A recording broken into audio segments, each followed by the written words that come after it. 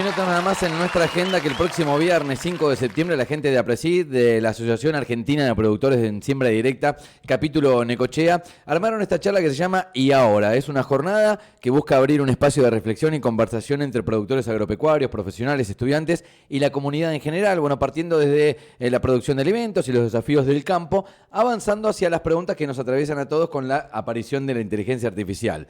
¿Es un riesgo, es una oportunidad? ¿Le tenemos que tener miedo? ¿No? ¿Qué leemos? ¿Qué creemos sobre esta cuestión? Bueno, y la charla final, que siempre ellos intentan hacer una charla más dirigida a la población en general, va a tener como protagonista al hombre que vamos a entrevistar a continuación. Su nombre es Sebastián Bornik, que presenta esta charla que se llama ¿Qué hace la inteligencia artificial mejor que vos y qué no? Para conocer un poco de la historia de Sebastián, lo entrevistamos, le damos la bienvenida al aire de Estación K2 aquí en Necochea. Sebastián Bornik, bienvenido, ¿cómo andás? ¿Todo bien?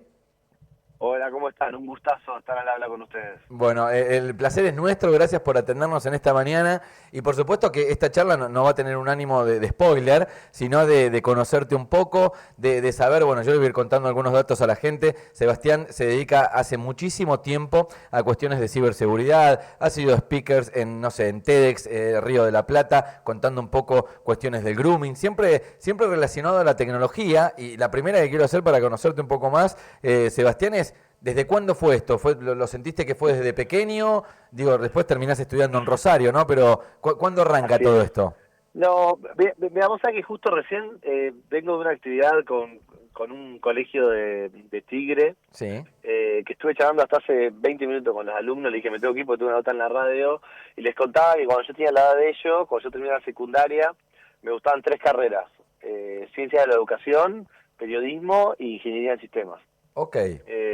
Y mi vieja me fue empujando para donde había más salida laboral, ¿viste? Sí. Y la verdad es que a mí me gustaban las 3 cosas, ¿no?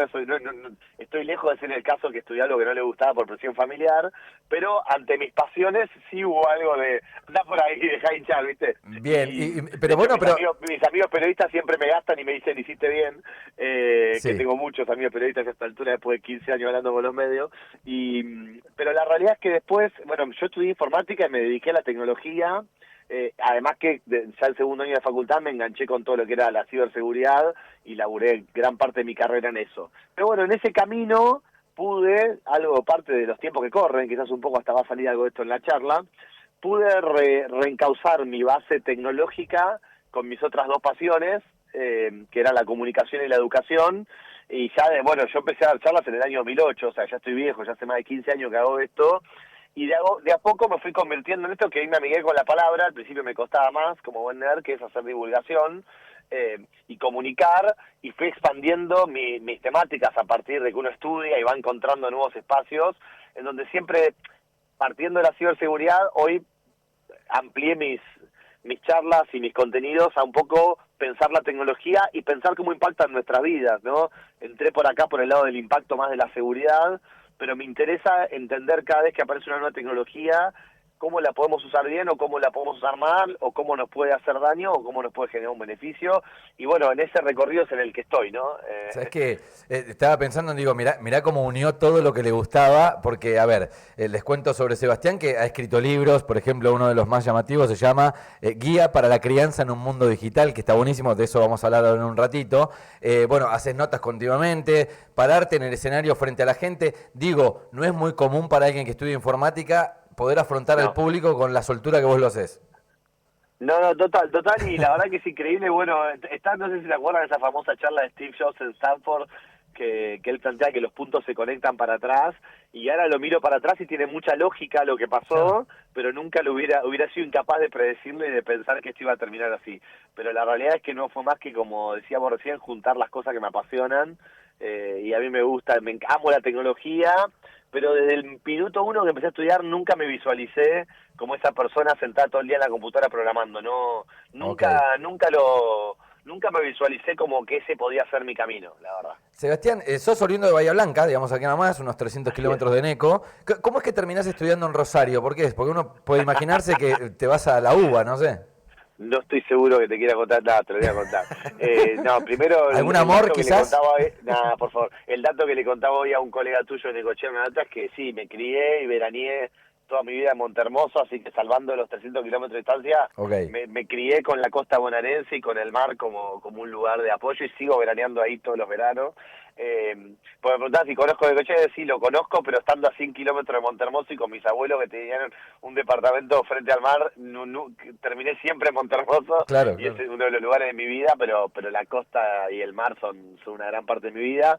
No, la verdad que la gran mayoría de la gente de Bahía Blanca, ahora Bahía Blanca tiene mucho más oferta académica, pero en ese momento la gente que salía a Bahía Blanca era por carreras que no estaban en Bahía Blanca, te estoy hablando del año 2002, Sí. como psicología, medicina, carreras que hoy ya están, y todos se iban a La Plata o a Buenos Aires, pero yo en un campamento de verano me enganché con una rosarina y el amor me Es llevó a por Rosario, un amor. amor que duró 3 minutos y medio, porque a los 8 meses ya estábamos peleados, pero cuando terminó ya estaba ahí en un lugar que me enamoró. Siempre digo que soy bahiense de nacimiento y rosarino por adopción, porque amé ambos lugares y de golpe me quedé ahí y mis mejores amigos son de Rosario y la vida me puso ahí, viste, de nuevo, mirando para atrás tiene sentido, en el momento que mi viejo me quería matar. Me imagino, porque, viste, me voy a Buenos Aires, bueno, viste, bancarlo allá, todo el desarraigo, no, Total, un poco más, no, aparte ubicámonos, 2002, a mi viejo en abril del 2002 lo habían echado el laburo, y yo en septiembre del 2002 le dije me quiero ir a Rosario, me dijeron salí acá, pero después me fui a una pensión, le pusimos amor de ambos lados, mi viejo haciendo un esfuerzo enorme, y yo adaptándome un estilo de vida bastante precario, y salió bien para todos, creo yo. Pero bueno, así un poco la vida, ¿no? También, aparte en ese momento, la carrera estaba en Bahía Blanca, porque la gente que se iba de Bahía era por otras carreras, no por ingeniería de sistemas. Claro, claro, claro. Bueno, vos te querías ir, ahí está, el kit de la cuestión. Sí, Sebastián, de totalmente. aquel estudiante me voy a saltear un par de capítulos en tu vida, del Me estudiante de la encanta. UTN, me voy a Argentina Cibersegura. ¿Qué pasó en el medio ahí? Sí. ¿Cómo fue fundar esta...? No, es que ahí empieza mi camino de la divulgación. O sea, en Ok, el medio yo me especialicé en ciberseguridad y empecé a hacer laburos técnicos de lo que se llama ethical hacking y consultorías en seguridad informática. Y después terminé trabajando en investigación en una empresa antivirus y ahí, ya 7, 8 años después, eh, la cuando trabajas en seguridad, la concientización del usuario es muy importante. O sea, vos podés tener mejor antivirus, pero si haces clic en cualquier lado, tarde o temprano te van a hackear algo, te va a entrar un virus.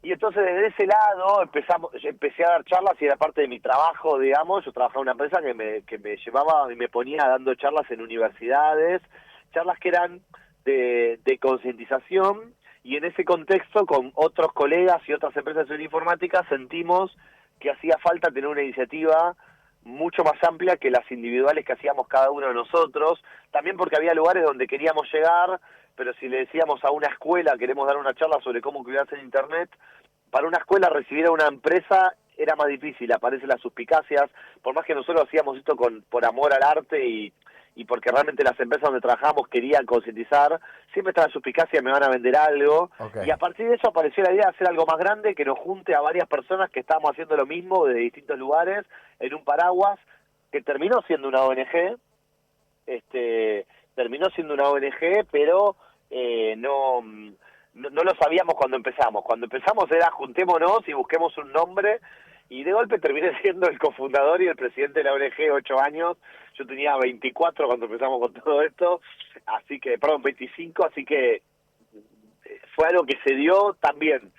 No la vimos, no la planeamos, pero cuando nos dimos cuenta, estamos hablando que decenas de colegios nos pedían que vayamos a dar charlas, porque el ciberbullying, el grooming, empezaban a aparecer como problemáticas muy importantes de la sociedad, y nosotros simplemente acompañamos, nos dimos cuenta que eso era así, estudiamos, nos formamos y armamos, bueno, la ONG que fue la primera y la referente en estos temas en el país, ¿Sabes qué? en la cual fui parte hasta el 2018. Siento como que manejabas mucha data y que no podías más de querer compartirla, de querer contarnos al resto de la humanidad, muchachos, acá hay una oportunidad, pero también hay un peligro, entiendan esto. Lo hiciste a través de las charlas, pero también aparece tu alter ego periodista, que te digo, es muy difícil escribir un libro, te lo dice un periodista, a la hora bueno, me imagino la negociación con la editorial, qué escribo, qué no escribo, los correctores, bueno, un montón de cuestiones, pero aparece en tu vida la crianza, guía para la crianza en un mundo digital. Ese libro que vino a salvar a parte de la humanidad, porque todos medio como que, yo tengo 41 años, y medio como que nos fuimos chocando Ah, un bueno, poco. tenemos la misma edad. Bueno, medio que nos fuimos chocando un poco con la aparición de la tecnología, Obvio. salvo Sí. aquellos estudiosos como vos, que la vieron venir Igual antes. me lo choqué, igual, ¿Te lo pero por ahí chocaste? lo recibía de otra forma el choque, porque Ok. era bueno, vení que estoy aprendiendo y lo voy a usar para mi trabajo, pero Bueno, no pasó lo mismo. Sí. ¿cómo sale la idea de este libro? En el cual, repito el título, que es muy explícito, Gui- Guía para la crianza en un mundo digital, era, sí. muchachos, entiendan esto, hagan esto.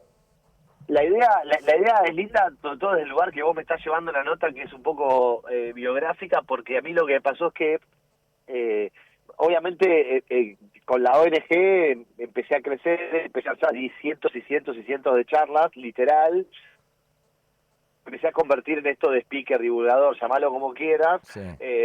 y en 2018 yo elijo salir de la ONG, era una asociación civil, y nada, momentos de la vida, etapas, decisiones, era un laburo voluntario, y yo ya llevaba 8 años liderando la organización, era una mochila muy pesada, diferencias con la organización, decido dar un paso al costado, y de nuevo, lo hice con mucho dolor, me costó un montón tomar la decisión, ahora miro para atrás y no entiendo por qué, y en esa pausa me pasó que me seguían llamando los medios de comunicación, me seguían llamando los colegios para dar charlas, pero yo no quería competirle a la ONG que yo había armado y donde se había quedado un montón de gente querida, Ok. y esa pausa que estuve 6 meses que yo no daba charlas, no hacía nada, porque estaba como en un detox de 9 años muy intensos, pensé, ¿qué puedo hacer yo que me permita seguir en este camino de la concientización y de ayudar, pero que no compita con la ONG que yo mismo había formado? Y yo sabía que nadie en la ONG, y mucho menos la ONG como entidad, iban a escribir un libro. Entonces el libro es seguir involucrado con la problemática sin competir con la ONG. Para mí era un sueño escribir un libro. Yo un dato de color es que mi libro sale en la editorial Siglo XXI, la famosa editorial de la colección Ciencia que Ladra.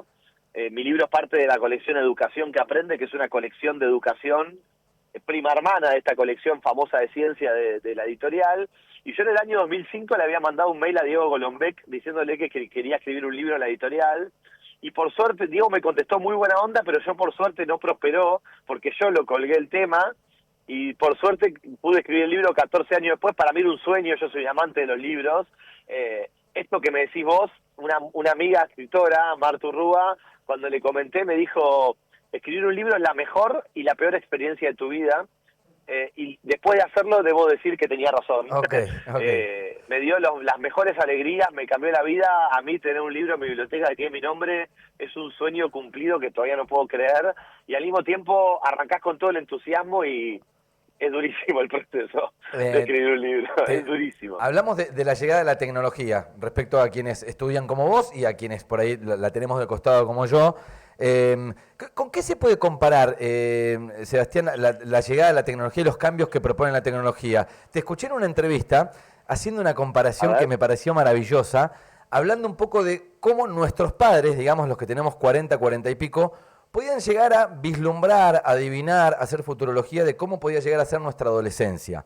Pero que nosotros como exacto. padres hoy no podríamos, con lo que cambia la cuestión, lo que cambia la tecnología, las cosas que se pueden compartir a través de la tecnología, no podríamos vislumbrar. Soy padre de una nena de 11 años, por ejemplo, y yo no te puedo decir lo que Juana va a hacer a los 17 años.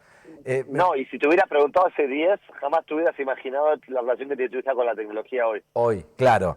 Digo, ¿es tan peligroso, no sé, lo puedo comparar con una droga, la tecnología o no? Sí, se lo puede comparar, sí, se lo puede comparar. O sea, si tengo que elegir entre sí y no, es un sí tajante, y Sí. si nos metemos en los grises, por supuesto que hay que hacer salvedades. Pero si tengo que elegir entre sí y no, es obvia la respuesta, que es sí. Ok, por la Sí. peligrosidad que conlleva. Sí, o sea, bueno, justo, o sea, ayer publiqué un reel casual, o sea, pero anteayer en realidad, salió a la luz la primera demanda de una familia contra ChatGPT. Es el caso de un adolescente de 16 años que se suicidó en abril de este año en Estados Unidos, y medio de casualidad, la familia post muerte encontró en la computadora del chico las comunicaciones de este chico con ChatGPT. Escuché el título, leí el título que decía, Es leí la terrible, noticia en realidad, que decía lo es mató un clic, terrible. ¿puede ser? Bueno, Una de las ahí vamos, declaraciones.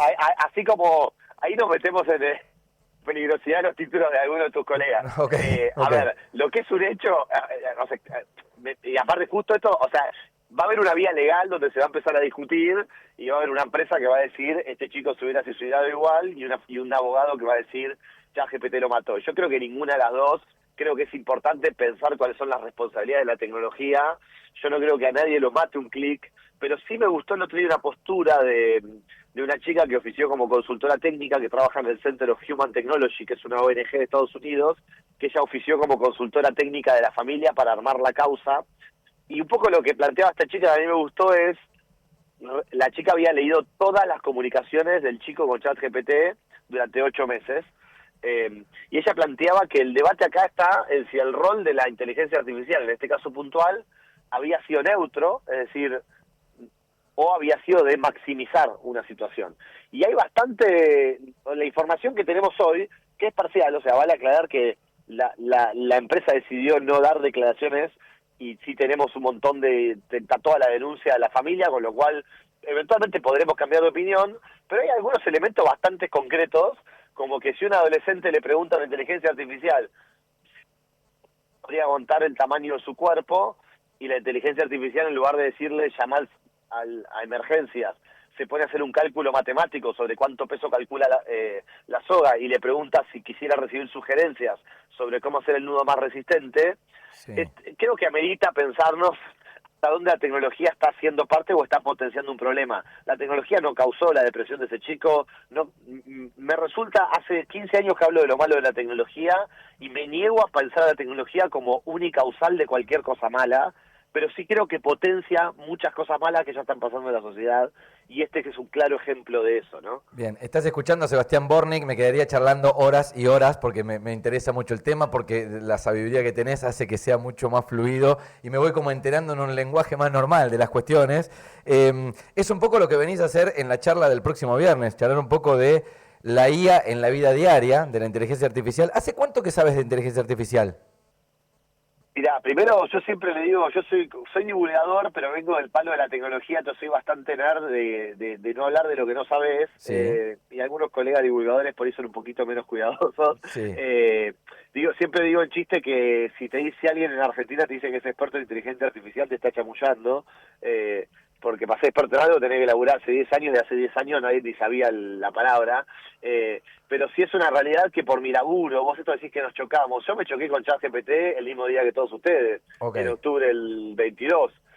Lo que pasa que al otro día lo estaba usando, para mí todo lo nuevo tengo la obligación de probarlo y entenderlo, y porque también mi trabajo es pensar las tecnologías, ¿no? Entonces, la verdad es que desde mediados finales del 2022 es un tema que nos chocamos, insisto, nos chocamos. Si vos me hubieras dicho a principios del 2022 poner algo en agenda, no sé si te hubiera dicho la inteligencia artificial. Siempre digo que me veo mucho mejor pensando en lo que ya pasó que pronosticando lo que se viene. Así que son un par de años de pensar, de probar, de entender, de discutir conmigo mismo y con colegas, y un poco la idea.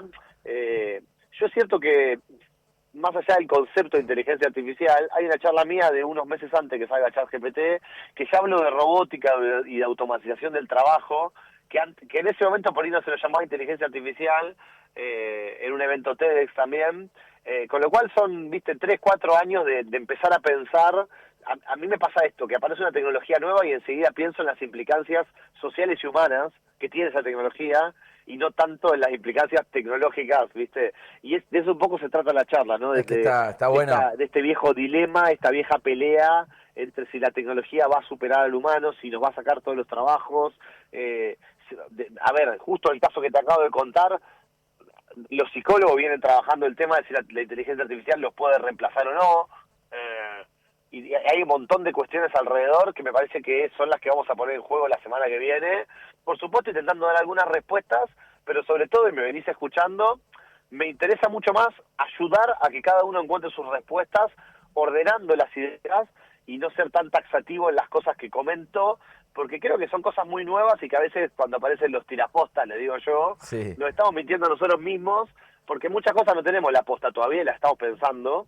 Entonces sí me gusta mucho más y ayuda a la gente a pensar los temas de forma más ordenada que a darle las respuestas cocinadas, que no siempre me considero el indicado para hacerlo. En algunas cosas sí, pero en otras no. Me encanta. Habló de charlas recién, yo les voy a recomendar la charla sobre grooming, aquellos chicos que, Sí, sí. o sea, padres que tengan niños en edad escolar, primaria, secundaria y demás. Hay una charla TEDx del Río de la Plata en la cual lo encuentran a Sebastián Bornik, que es con la persona que estamos hablando. No te quiero hacer demasiadas preguntas más sobre la charla porque entiendo que está bueno y No, no lo pasa jugoso. nada, no te Lo preocupes. jugoso es que la gente vaya el viernes que viene, que bueno, se pongan en Así es. contacto con la gente de Apresid, capítulo Necochea. Les cuento que va a estar Ramón Gijón también haciendo evolución y control de malezas, programas REM de Apresid, usos de la IA en el trabajo cotidiano por Martín Osterheld, y Fernando Andrada también va a estar hablando de inteligencia artificial frente a los desafíos de la agronomía, parte más técnica, si se quiere, de la charla, y Exacto. desde las 5 de la tarde, Sebastián Bornik charlando un poco de qué hace la inteligencia artificial mejor que vos y qué no. Yo no se lo voy a preguntar para que nos dé la respuesta el próximo viernes.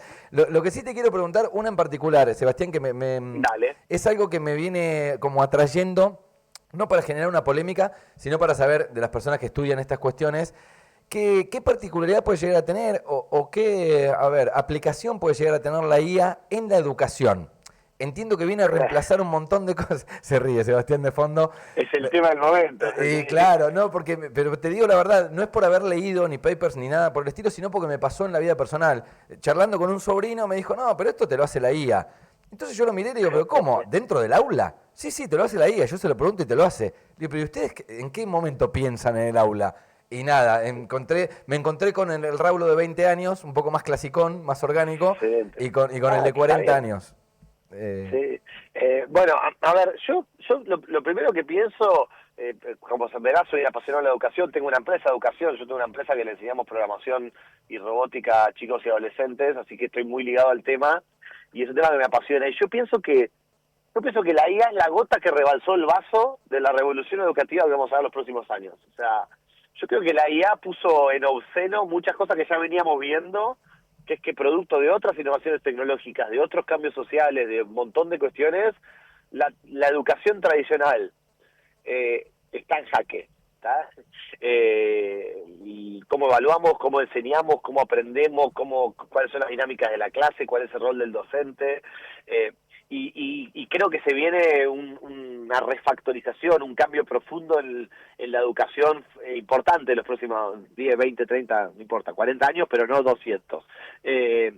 Y yo creo que la IA es la gota que rebasó el vaso, porque hay un tema de base que para mí es mucho más grande, que ya aparece en realidad hace 20 años con Google, las páginas web, que es esto de que la comunicación para transmitir conocimientos empieza a perder sentido con la tecnología, ¿no? Porque el conocimiento está mucho más accesible, entonces yo ya no necesito al docente para que me digan qué año fue la Revolución Francesa, claro.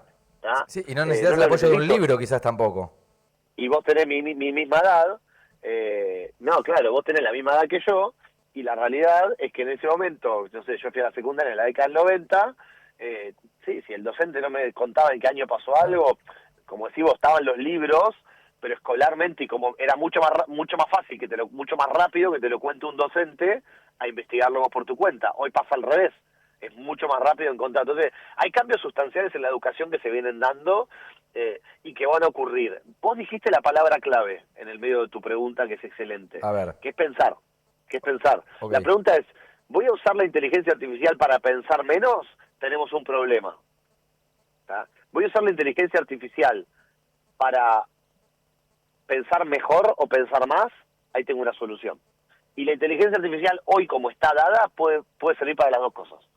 ¿Está bien? Eh, Puede servir para las dos cosas. Yo creo que no hay, Entonces, no hay- no hay un cierre mejor para esta entrevista, te lo vamos a agradecer, quiero conocerte el viernes que viene, vamos a estar ahí, yo le cuento a toda la gente que quiera aprovecharte, que la entrada es libre y gratuita, que va a ser en el Centro de exacto. Copiadores, a las 6 de la tarde es la charla de Sebastián Bornik, para aquellos que por ahí están un poco más alejados del mundo del agro, que no les interesa mucho la primera parte de las charlas, la charla abierta, libre, gratuita, de Sebastián Bornik va a ser a las 6 de la tarde ahí en el Centro de Copiadores. Te agradezco mucho la nota, la verdad que me sacaste un No, un montón de, placer. de dudas. Por favor. El contenido para la gente que recién se engancha y quiera escucharlo está en nuestro canal de YouTube, se suscriben como Estación K2 y el viernes que viene te vemos por acá.